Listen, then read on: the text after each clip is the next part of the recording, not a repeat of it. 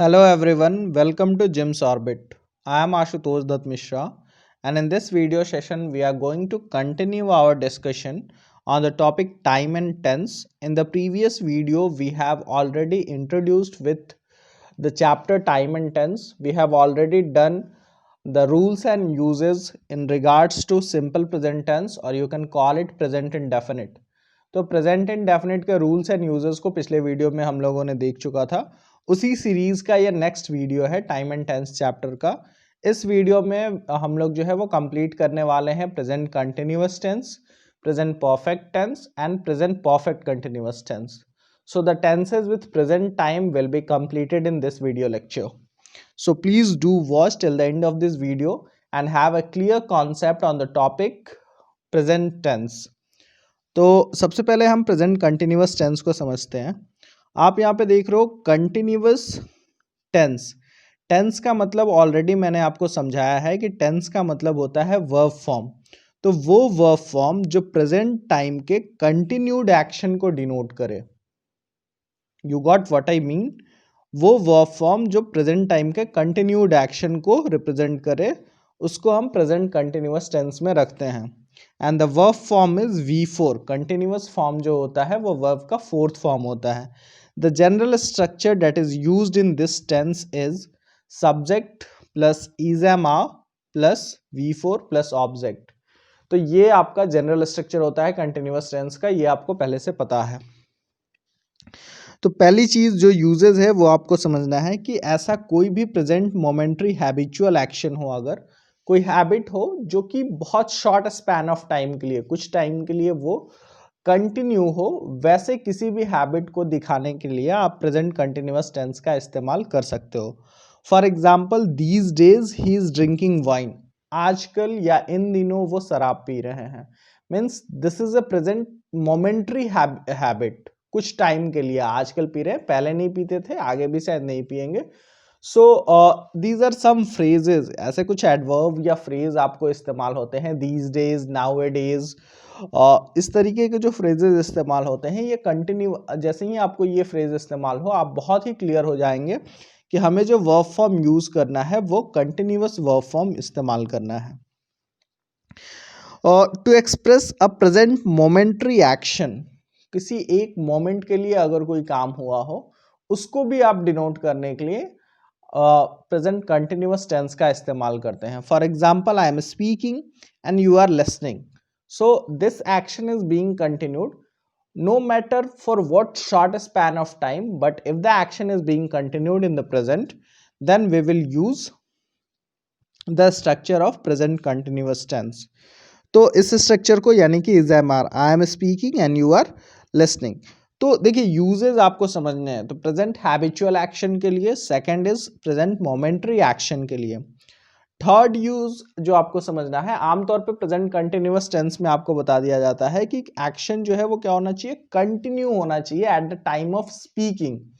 जब वो बात कही जा रही है तो जो एक्शन का स्टेटस होगा वो कंटिन्यू होगा। बट ऐसा ज़रूरी नहीं है कि एग्जैक्टली उसी टाइम पे वो काम हो रहा हो, ये ज़रूरी नहीं होना चाहिए।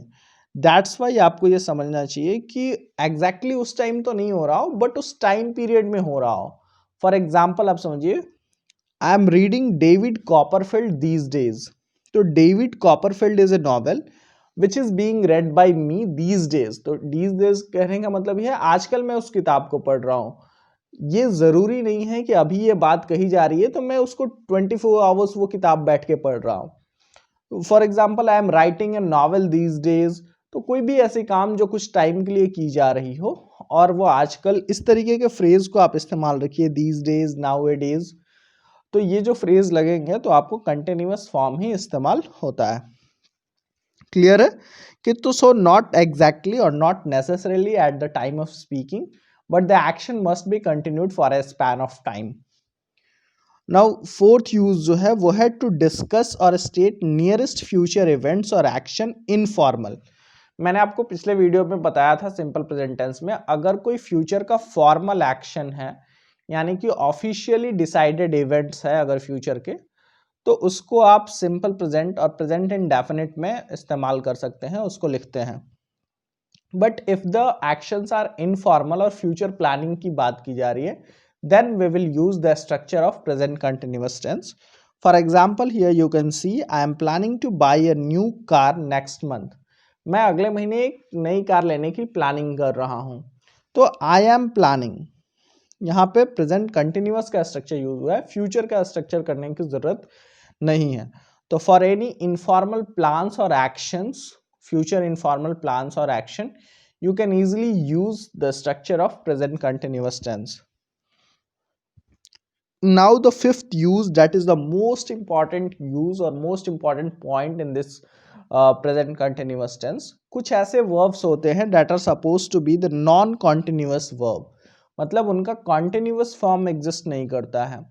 ये आमतौर पे वर्ब ऑफ परसेप्शन होते हैं. परसेप्शन कहने का मतलब वो सारी चीजें जो आप अपने सेंस ऑर्गन से करते हैं, वो सारे एक्शन जो सेंस ऑर्गन्स द्वारा परफॉर्म किए जाते हैं, चाहे वो सोचना, देखना, आपके जो सेंस ऑर्गन है, सुनना, टेस्ट करना, ये सारी चीजें जो है वो कंटिन्यूअस फॉर्म में इस्तेमाल नहीं होती है. ये आपको ध्यान रखना है. They are not used. ये आपको बहुत अच्छे तरीके से याद रखना है. For example, I am trusting you. Trust is something which is to be feel, जो एब्स्ट्रैक्ट फीलिंग है. तो I am trusting you is wrong. सही इस्तेमाल होना चाहिए आई ट्रस्ट यू. तो ट्रस्ट का आप कंटिन्यूअस फॉर्म में इस्तेमाल नहीं कर सकते हैं. उसी तरीके से I am loving you is wrong, I love you is correct. It is testing bad is wrong, it tests bad is correct. तो इस तरीके के जो भी वर्ब ऑफ परसेप्शन है, पूरी एक लिस्ट मैंने आपको अगली स्लाइड में दे रखी है for the non continuous verb, जिनका कंटिन्यूअस फॉर्म में इस्तेमाल नहीं किया जाता है. Let's have a look at these verbs. बहुत अच्छे से आप याद कर लीजिए. Agree, amaze, appreciate, be, believe, belong, care, concern, consist, contain, dislike, disagree, doubt, envy, equal, exist, fear, feel, forget, hate, have, hear, know, like, love, look, matter, mean, mind, need, owe, own, please, possess, prefer, recognize, remember, resemble, see, seem, smell, sound, taste, think, understand, want, wish, wait. तो जरूरी नहीं है कि ये, इसका मतलब ये बिल्कुल भी नहीं है कि ये कंटिन्यूअस फॉर्म में एग्जिस्ट नहीं करते हैं, बट कंटिन्यूअस स्ट्रक्चर में जनरली इनका इस्तेमाल नहीं किया जाता है. कुछ सेंटेंसेस आप जैसे यहाँ पे देख लीजिए. For example, what, you are looking great की जगह पे you look great is the right use. फिर नेवर माइंड, इस तरीके के जो सेंटेंसेस होते हैं माइंड के सेंस में, या बिलीव मी, ठीक है, आई एम बिलीविंग यू की जो है वो गलत होगा, and the right structure will be I believe you. So इस तरीके से आपको समझना होगा कि these are the non continuous verb जो generally, I once again repeat, जो जनरली कंटिन्यूअस स्ट्रक्चर में इस्तेमाल नहीं किए जाते हैं. और यहीं से आपके एग्जामिनेशन में क्वेश्चन भी, और ज़्यादातर क्वेश्चन इसी से रहते हैं. अगर कंटिन्यूअस से आपको पूछा जाएगा तो वो नॉन कंटिन्यूअस वर्ब ही कोई इस्तेमाल कर देंगे, और आपको ये ध्यान रखना होगा कि वहाँ पे आपको कंटिन्यूअस स्ट्रक्चर इस्तेमाल नहीं करना है. I hope it will be okay with the continuous tense. Now we will move on to the present perfect tense. Present perfect tense के structures और rules को हम समझते हैं. Perfect simply means something which is complete. कोई चीज अगर complete हो गई है, perfect का मतलब ही होता है complete. तो वैसा एक्शन, वो verb form जो एक complete एक्शन को दिखाए, मीन्स एक्शन का जो स्टेटस होगा वो कंप्लीट होगा. और कौन से टाइम में, प्रेजेंट टाइम के कंप्लीटेड एक्शन को डिनोट करने के लिए जिस वर्ब फॉर्म का हम इस्तेमाल करेंगे वो होगा V3, और इसके लिए इसके आगे जो एक्सिलरी वर्ब्स आएंगे वो आएंगे has and have. So the structure will be subject plus has have plus V3 plus object. तो जो प्रेजेंट परफेक्ट टेंस है, बहुत क्लियर हो जाएगा. टेंस का मतलब वर्ब फॉर्म, वो वर्ब फॉर्म जो प्रेजेंट टाइम के परफेक्ट यानी कि कंप्लीटेड एक्शन को डिनोट करे, उसको आप क्या कहेंगे कि वो प्रेजेंट परफेक्ट टेंस के स्ट्रक्चर में लिखा जाना चाहिए. So first thing is it is used for a present completed action. Present में अगर कोई काम कंप्लीट हुआ है तो आप उसको प्रेजेंट परफेक्ट टेंस के स्ट्रक्चर में लिखेंगे। For example he has just gone out, वो अभी बाहर गया है, बाहर जाने का काम कंप्लीट हुआ है। That's why has plus V3 go का gone. I have just finished my work, मैंने अभी अभी अपना होमवर्क कंप्लीट किया है, means the action has been completed just in the present time. तो एक्शन जो है वो प्रेजेंट टाइम में ही कंप्लीट हुआ है। हैज हैव प्लस फिनिश्ड, ये आपको बताने की जरूरत नहीं है हैज किसके साथ इस्तेमाल होगा, हैव किसके साथ इस्तेमाल होगा। आई और वी के साथ हैव इस्तेमाल होता है, ठीक है। यू के साथ भी हैव इस्तेमाल होता है, दे के साथ भी हैव इस्तेमाल होगा, और जो थर्ड पर्सन सिंगुलर नंबर्स हैं उनके साथ सिर्फ आप हैज का इस्तेमाल करेंगे। I hope it is also clear. फिर ये आपको ध्यान रखना है, वैसे पास्ट एक्शंस, प्रेजेंट का तो कंप्लीटेड एक्शन रखना ही है, वैसे पास्ट एक्शंस जिन whose time is not known, अगर किसी भी पास्ट एक्शन का टाइम जो है वो नहीं पता है, then we will use the structure of present perfect tense. For example have you read 1984, यहाँ पे रीड जो रेड है ये V3 इस्तेमाल हुआ है, हैव प्लस V3, रीड का V3 भी रेड ही होता है, उसको सिर्फ प्रोनाउंस अलग तरीके से करते हैं। Have you read 1984, 1984 is a novel, very famous novel written by George Orwell.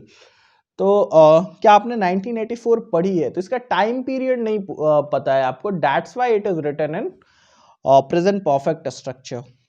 Clear? तो कोई भी ऐसा पास्ट एक्शन जिसका टाइम पीरियड पता नहीं हो, तो उसको अगर आपको सेंटेंस स्ट्रक्चर में लिखना हो, then you will write it in the structure of present perfect tense. Clear है? ये this one is the important use.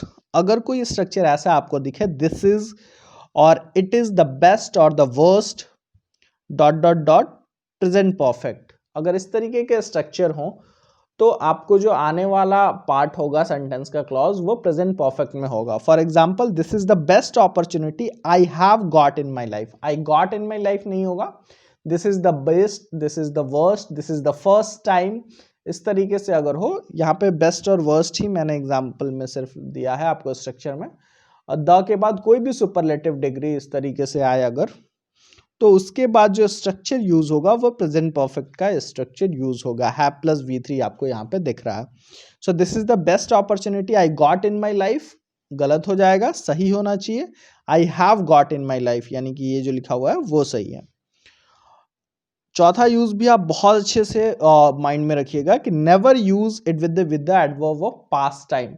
अगर कोई पास्ट टाइम का एडवर्ब इस्तेमाल हो गया, जैसे यहाँ पे yesterday, it indicates the time of the past, कल, बीता हुआ कल, तो उसके साथ आप प्रेजेंट परफेक्ट टेंस का स्ट्रक्चर नहीं इस्तेमाल करेंगे।